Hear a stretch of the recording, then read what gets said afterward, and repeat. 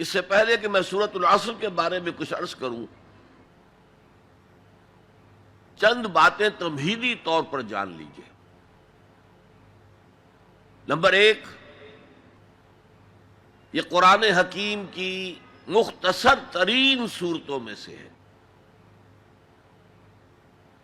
صرف 3 صورتیں قرآن کی ہیں جو 3 آیات پر مشتمل ہیں۔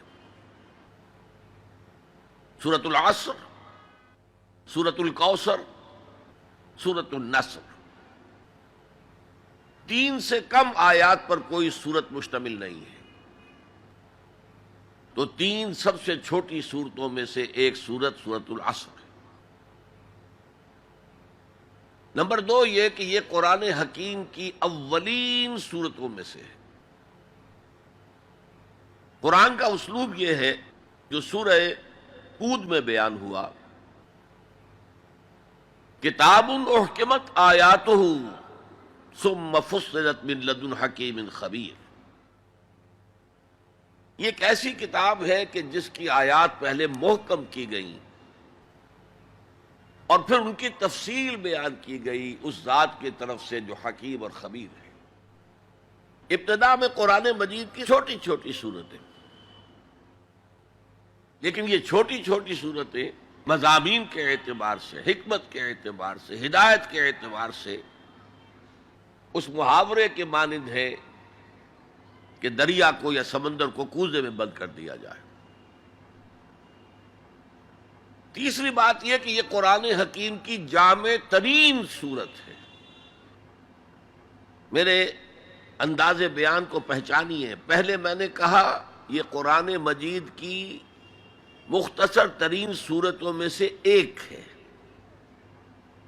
پھر میں نے عرض کیا یہ قرآن حکیم کی اولین صورتوں میں سے ایک ہے، اور اب میں کہہ رہا ہوں یہ قرآن حکیم کی جامع ترین صورت ہے۔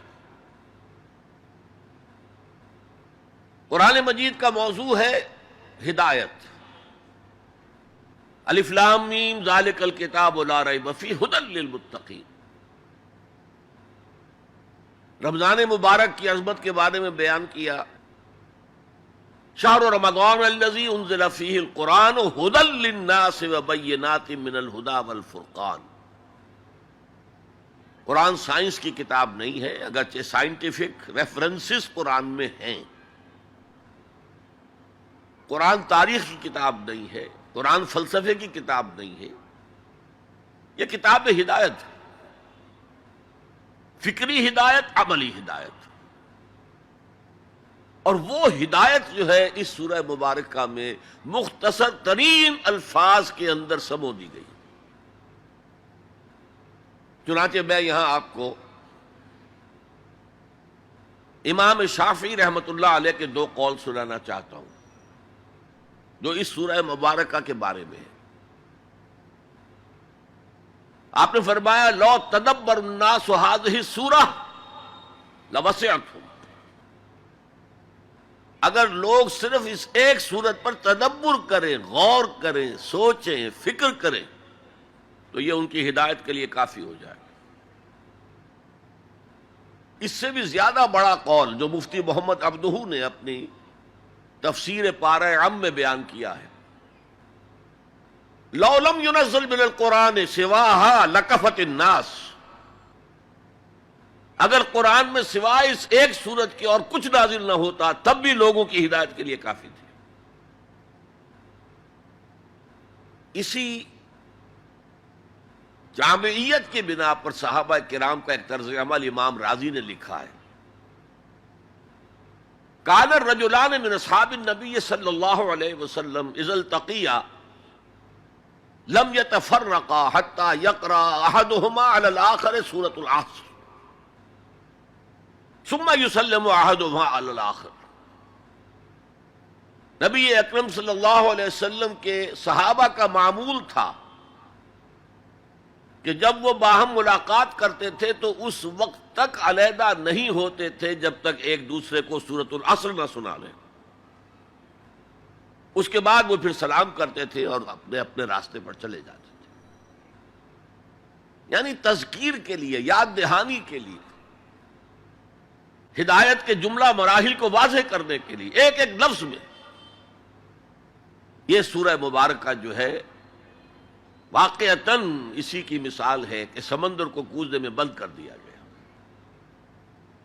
ایک اعتبار سے یوں بھی کہا جا سکتا ہے کہ یہ قرآن حکیم کے مضامین کا انڈیکس ہے۔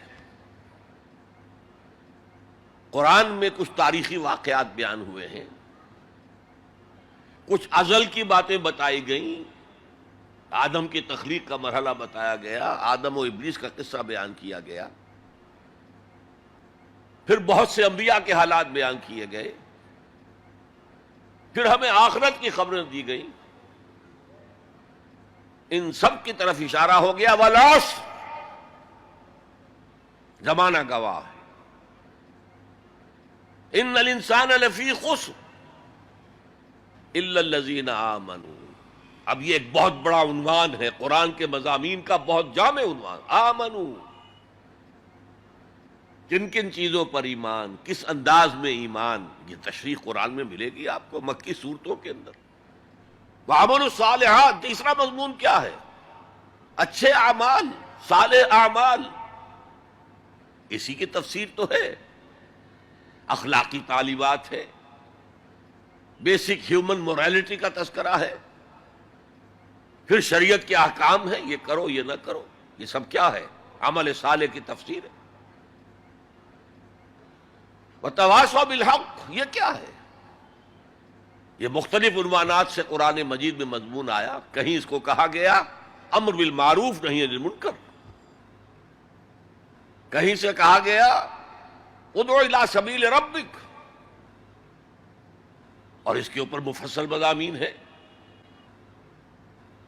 اور وتواصوا بالصبر،